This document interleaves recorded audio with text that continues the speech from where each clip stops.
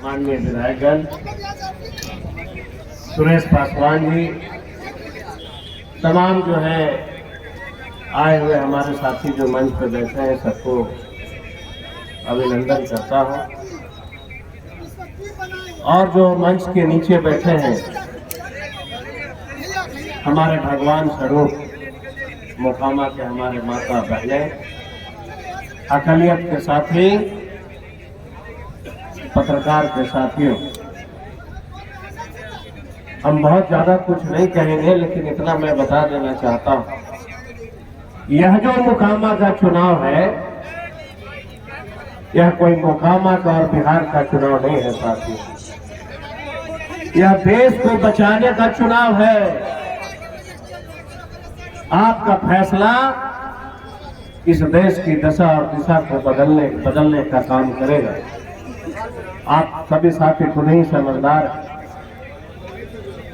हम एक दलित परिवार से आते हैं, पासवान जाति से आते हैं।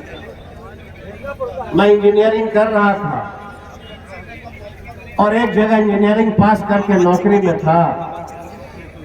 किसी ने तेजस्वी यादव को कहा कि एक पासवान का बेटा पढ़ा लिखा है, नौकरी करता है, और हमको नौकरी छोड़वा करके उन्होंने राष्ट्रीय जनता दल का सदस्यता दिया और 3 बार हमको इस दल से एमएलए बनाने का काम किया। और 2020 में मैं अस्पताल में भर्ती था, कोरोना पॉजिटिव था।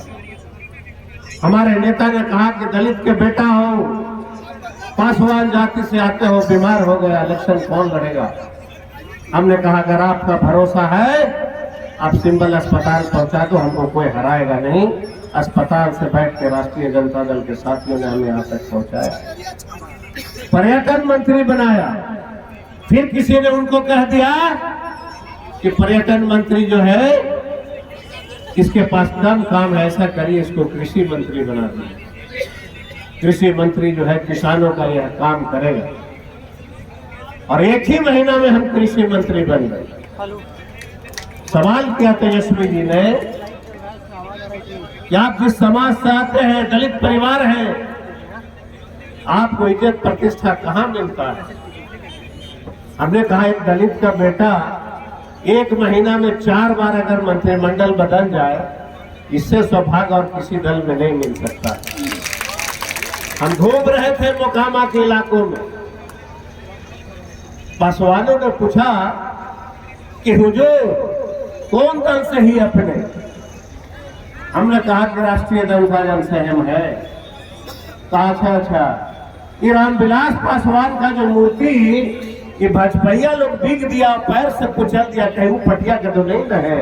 हम कह रहे नहीं भैया, हम राष्ट्रीय जनता दल के हैं, और कौन कुचला इसका हिसाब किताब जो है आप लोग को पूछना पड़ेगा। जब इलेक्शन में भाजपा के साथी आएंगे, 77 से गरीब का बेटा बेचारा रामविलास पासवान मंत्री रहे भारत सरकार में, और जब भाजपा में चले गए, मुझे आज भी याद है, हमसे उन्होंने पूछा कि सरजीत जी, हमारा बेटा भाजपा में जाना कह रहा है, मेरा रोआ खड़ा हो रहा है, क्या करें हम?